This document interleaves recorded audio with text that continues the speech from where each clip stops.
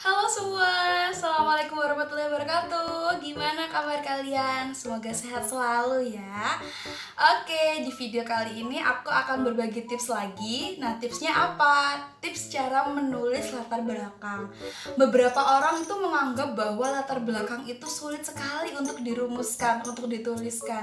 Karena latar belakang ini kan adalah bagian awal yang akan dibaca ya, entah oleh juri, entah oleh reviewer, entah oleh dosen dan yang lain sebagainya.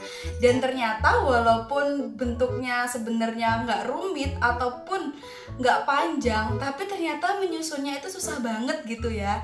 Jadi supaya teman-teman bisa lebih mudah untuk menuliskan latar belakang yang cantik, yang ciamik, yang pasti disetujui dan juga bisa diajukan untuk lomba dan lainnya, aku akan berbagi tips bagaimana cara menulis latar belakang dengan mudah.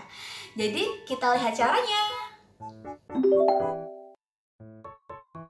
Seperti biasa, sebelum aku membagikan tips atau cara bagaimana membuat latar belakang yang mudah dan menarik, kita sama-sama sepemahaman dulu nih. Kalau misalkan latar belakang itu adalah nyawa dari suatu karya ilmiah, dimana diharapkan dengan orang lain membacanya, dalam sekejap itu mereka bisa mengetahui esensi, tujuan, inovasi yang akan kita implementasikan atau akan kita usulkan. Ada istilah di mana ketika seseorang membaca latar belakang itu adalah the miracle of 30 second. Jadi seperti dosen, juri, reviewer ataupun yang lainnya, pasti mereka akan membaca suatu karya ilmiah itu kan banyak sekali ya, dan pasti bacanya juga nggak akan lengkap dari A sampai Z gitu. Nah, latar belakang ini adalah nyawanya, dimana ketika mereka membaca latar belakang dalam sebentar, sekejap ini mereka udah tahu sebenarnya apa sih yang akan kalian lakukan. Jadi memang latar belakang ini tuh harus menarik, dibuat secara singkat, padat, dan juga bermutu.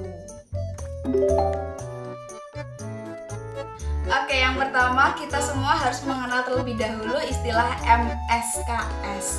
Apa sih itu? M adalah masalah, S adalah skala, K adalah kronologi, dan S yang kedua adalah solusi. Nah, ini adalah rumusan yang bisa teman-teman gunakan untuk membuat latar belakang. Kita bahas dulu dari yang pertama adalah M, yaitu masalah. Jadi paragraf ini dapat teman-teman isi dengan penjabaran masalah apa yang akan diangkat, diusulkan, atau diselesaikan gitu. Dapat berisi definisi, kesenjangan antara fakta dan juga teori, ataupun alasan-alasan yang memperkuat kenapa masalah ini itu harus diangkat. Contohnya seperti apa? Misalkan dalam Undang-Undang Kesehatan itu disebutkan bahwa sehat itu bukan hanya secara fisik, tapi juga secara mental, secara sosial, secara spiritual. Namun faktanya di lapangan itu lebih banyak masyarakat yang memperdulikan kesehatan fisik karena dianggap lebih membahayakan nyawa dibandingkan dengan kesehatan mental contohnya. Sehingga upaya-upaya untuk menjaga kesehatan mental di masyarakat ini masih minimal. Nah, itu dapat dituliskan di dalam paragraf pembukaan atau yang dikenal dengan paragraf masalah. Rumus yang kedua adalah S, yaitu skala. Jadi dalam rumus ini teman-teman itu menyajikan data pada paragraf, dimana data yang kita kenal adalah kuantitatif dan juga kualitatif ya. Misalkan untuk data kualitatif, teman-teman bisa mendapatkannya dari hasil wawancara, hasil observasi atau hasil pengamatan, lalu juga hasil studi kasus, ataupun hasil analisa arsip dan juga dokumen, dan lain-lain. Lalu data kuantitatif bisa data-data yang menyajikan prevalensi, persentase, jumlah anggaran, dan lain-lain dalam bentuk angka. Nah, data-data ini itu disajikan dengan format piramida terbalik. Gimana maksudnya, Kak? Jadi datanya itu diambil dari skop yang paling besar lebih dahulu, dari tingkat internasional. Setelah tingkat internasional nanti turun ke tingkat ASEAN misalkan. Setelah tingkat ASEAN nanti turun ke tingkat nasional, yaitu Indonesia.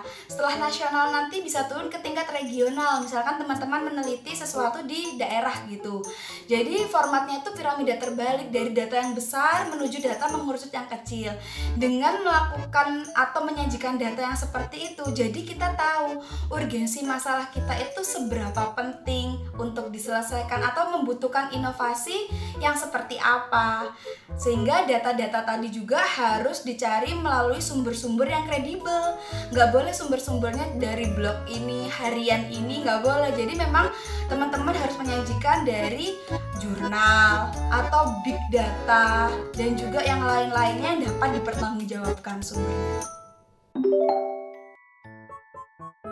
Rumus yang ketiga adalah K atau kronologi.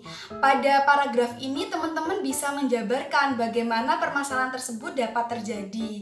Lalu juga dapat menuliskan faktor-faktor atau kemungkinan penyebab dari permasalahan atau hambatan yang dialami sehingga timbul masalah tadi. Dan juga tuliskan pihak-pihak siapa saja yang terlibat dalam permasalahan tersebut.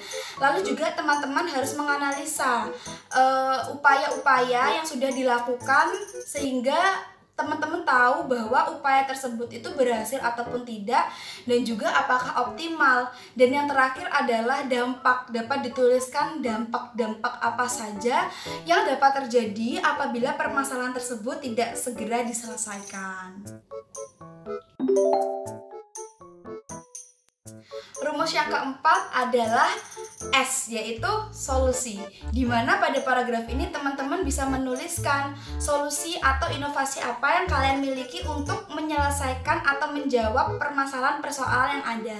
Biasanya ditandai dengan awal paragraf seperti oleh karena itu, atau untuk menjawab persoalan yang ada, ataupun juga dalam upaya bla bla bla, seperti itu. Lalu juga di sini dapat dijabarkan secara singkat inovasinya itu seperti apa, pihak siapa saja yang dilibatkan, sumber daya apa yang dibutuhkan, peluang apa yang dilihat, seperti itu. Lalu juga bisa ditambahkan dengan judul dari ide kalian ataupun kelebihan dari ide kalian, itu dituliskan dalam paragraf ini. Dan yang terakhir penutupnya adalah harapan. Dengan diwujudkannya, diimplementasikannya ide dari kalian atau inovasi ini, harapannya itu apa sih? Biasanya kata-katanya itu adalah dengan diwujudkan atau harapannya dan lain-lain, seperti itu. Sehingga paragraf keberapa atau kesekian ini yang menjadi penutup dari latar belakang kalian itu adalah menjadi pamungkas yang menjawab permasalahan yang dialami oleh subjek dari karya ilmiah teman-teman, seperti itu. Hal terakhir yang perlu dipahami adalah dalam pembuatan karya ilmiah ini pastinya kita harus menggunakan sumber-sumber yang ilmiah juga ya, termasuk dalam penulisan latar belakang. Jadi teman-teman juga harus menggunakan sumber-sumber yang percaya, kredibel, dan dapat dipertanggungjawabkan. Terus juga bentuk dari latar belakang ini kalau bisa jangan terlalu panjang. Ada beberapa yang memang menyajikan data itu banyak sehingga paragrafnya terlalu gendut atau terlalu panjang kayak gitu. Idealnya adalah paragrafnya itu nggak terlalu gendut dan juga jumlah paragrafnya nggak terlalu panjang. Mungkin paling panjang itu bisa sampai 8 atau 10 paragraf, itu menurutku sudah terlalu panjang banget gitu ya.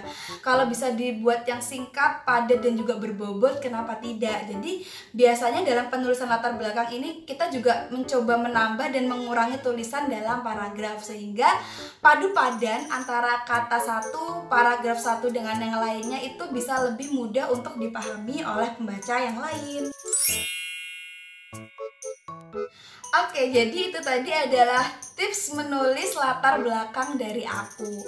Aku harap semoga tips yang aku bagikan ini bermanfaat buat kalian ya. Mungkin teman-teman juga punya tips-tips yang lain yang bisa dimanfaatkan oleh teman-teman di sini. Boleh juga nih tulis di kolom komentar sehingga kita dapat belajar bareng, berusaha bareng, dan bergerak menjadi lebih baik bareng. Jadi teman-teman tetap semangat, lakukan segala sesuatu dengan optimis, dan jangan lupa untuk berdoa. Oke, terima kasih semua yang udah nonton videoku. Semoga kalian sehat selalu. Dadah, assalamualaikum warahmatullahi wabarakatuh.